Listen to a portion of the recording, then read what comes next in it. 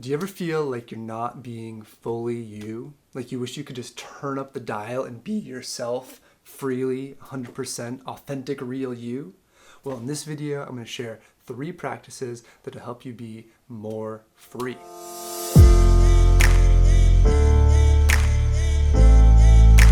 All right, you amazing human. My name is Ben Hart, and in this video, I'm going to be sharing 3 powerful practices that will help you be more yourself, more real, more authentic, more free.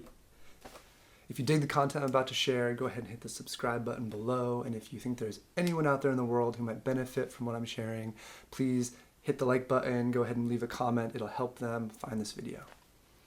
All right, so let's talk about freedom. This is a big topic. There's a lot I could say, and I'm sure I'll do other videos on it that I'll link below if I do. But the biggest piece I want to acknowledge is that so many of us feel constricted. So many of us feel like we can't fully be ourselves, whether it's that people will reject us, that people won't like us, we're concerned about what people will think, how we'll be received, which is completely understandable. It's a very human thing to want to be received, loved, accepted. Or we're just, we're scared of what might come out of us. We have no idea what's going to happen if we're ourselves fully. Like, what might we do? Maybe we'll hurt somebody. Maybe we'll say something mean. Like, we are caring, loving, compassionate people, and we want to be good in the world. And so there's a sense of keeping ourselves locked down, feeling like we can't fully be ourselves, concerned about how people will feel, not sure what would happen if we let ourselves free. And it just creates all this stuckness and stagnancy and ugh. Well, I feel you, I'm with you, I get it. I've definitely had that experience many times in my life. It is one of the things that is closest to my heart of wanting people to feel freely themselves. Because, where I'll start is that I have the utmost knowing, the utter belief in your freaking awesomeness. Like, without a doubt, you being you is good for the world. Certainly we all have, kinks and traumas and hurts and pains and ways we might be mean, or however we might show up in the world that might not be a benefit to all. But for sure, I believe in your goodness at your core, and that you expressed as you is good for everyone. And it's certainly good for you. I mean, my sense of when I've felt most constricted in my life, when I felt most like I couldn't be myself, was this feeling of pain, of not being, fully at play in life, not being able to enjoy it, not feeling fulfilled, not feeling creative. And so what I imagine for you is if there's any places where you feel stuck, there's a place where you have more possibility and potential for who you can become and what you can experience in this life. And so let's go in that direction. So these 3 practices are powerful. They're fairly simple, and they're certainly not the be-all and end-all. They are the 3 that most stand out to me right now, but I definitely will create more videos in the future about creating more authentically free yous, and definitely check those out. But to begin, number 1 is journaling. And not just journaling as, writing down your thoughts at any moment, writing just like top of mind things, but journaling in the sense of, actually, let me back up for a moment, because the overarching context for all of these practices, and the most important thing for you to free yourself, is the energetic you're bringing to yourself. So what I mean by that is, we have this fear of being ourselves and what will happen and how the world will receive us and what might all the bad things that could go down. And it's really about like wanting love, wanting to know that we are okay just as we are right now. And so the context for all these practices is to first work on bringing your unconditional love to yourself. Work on yesing yourself, on being fully accepting yourself right now, and especially during these practices. So with the journaling, the invitation is to journal truly things you think and feel that you might not be willing to admit to other people, that you might not even be willing to admit to yourself. Really let yourself play into these parts of yourself where you might be judging yourself, where you might have fear of what you think or feel, where you might just be locked down and not willing to bring it into the light of your awareness.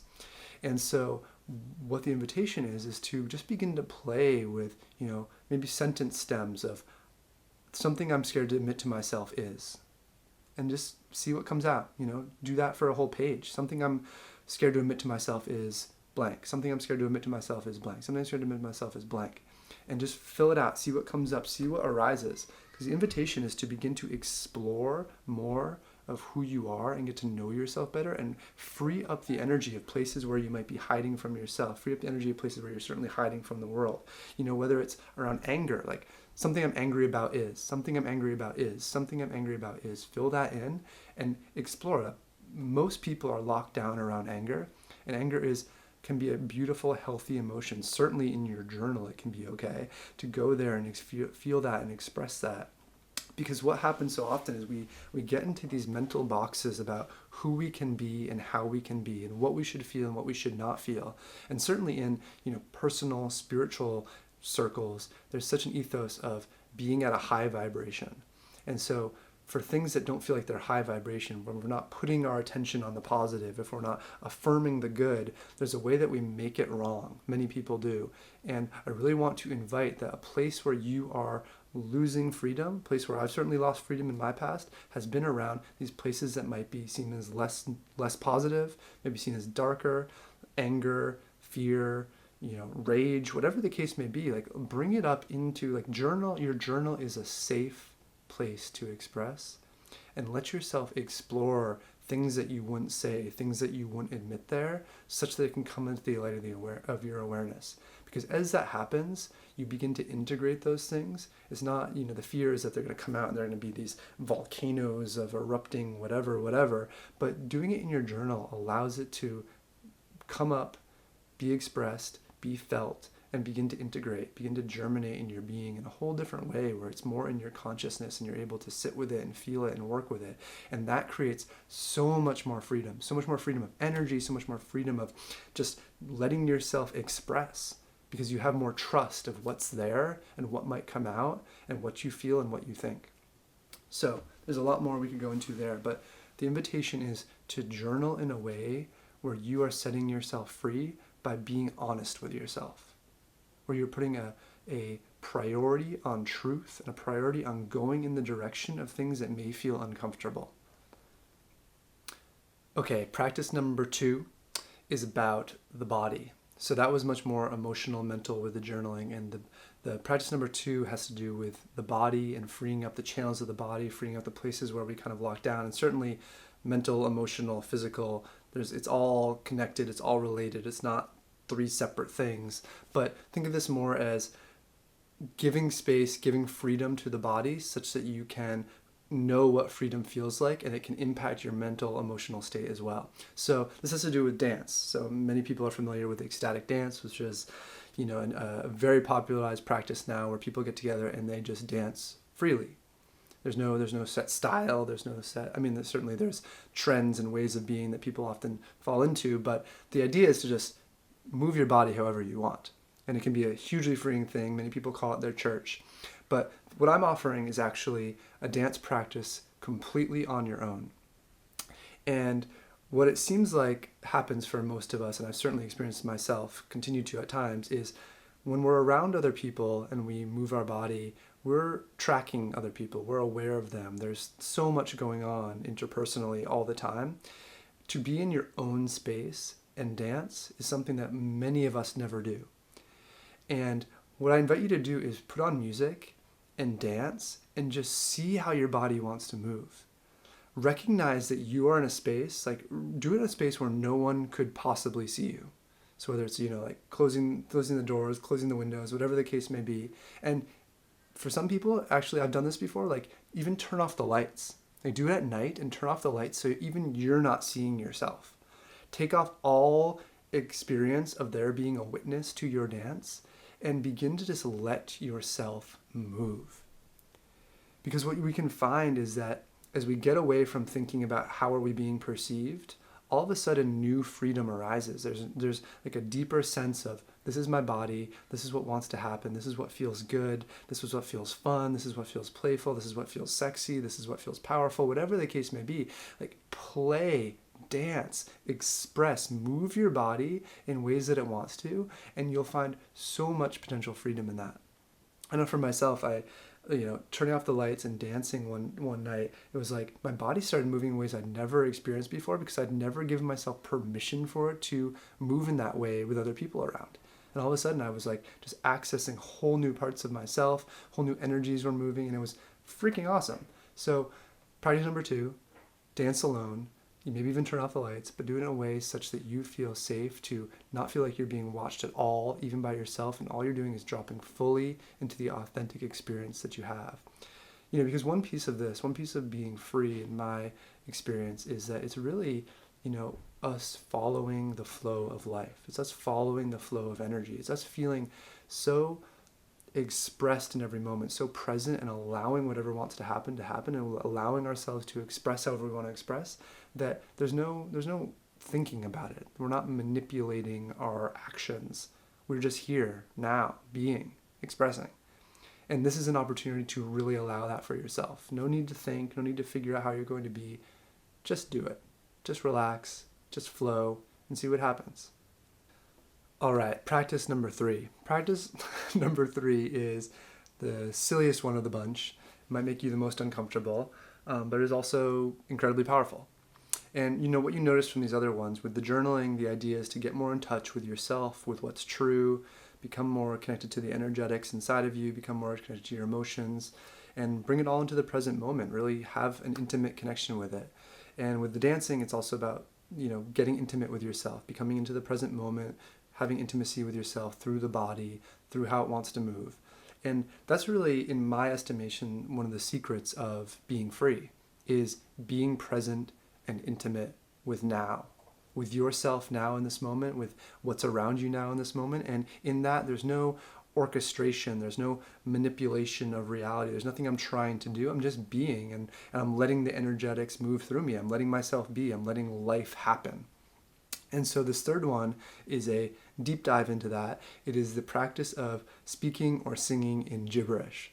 And so the idea is that we're so locked up often with the way we show up, with not wanting to look bad, with not wanting to feel silly, with not wanting to be judged. It's about really pushing ourselves to hold the space of unconditional love and acceptance for ourselves by being just ridiculous. And what happens is you realize in being ridiculous, you actually have fun. That the more free you are, that the more you just let yourself play through life, the more fun you have. And that's the whole point of, becoming more you, in my estimation, at least in some part, is you get to be more at play. So, at any point, probably want to start when you're alone. You can just begin to just see what comes out of yourself. Like, let air move through your throat, whether it's in rhythm, whether it's in melody or not, just doing whatever. And it can be a really freaking fun time. So,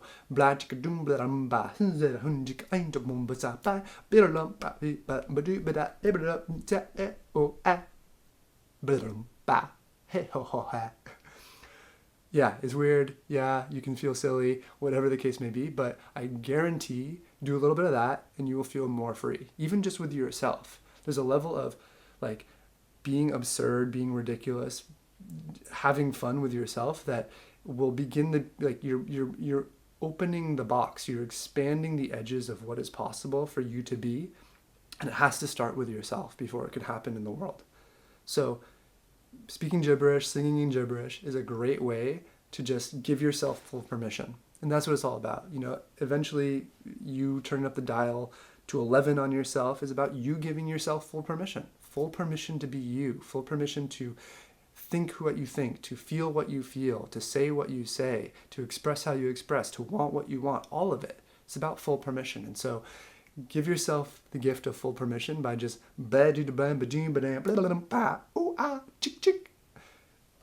you could go on for hours. All right, my friends. So 3 practices to become more freely you: journaling, going to the places where you're not sure if you really want to go, not sure what you feel, not sure if you want to say it. Be honest with yourself, be intimate with yourself, tell the truth to yourself in the privacy of your journal.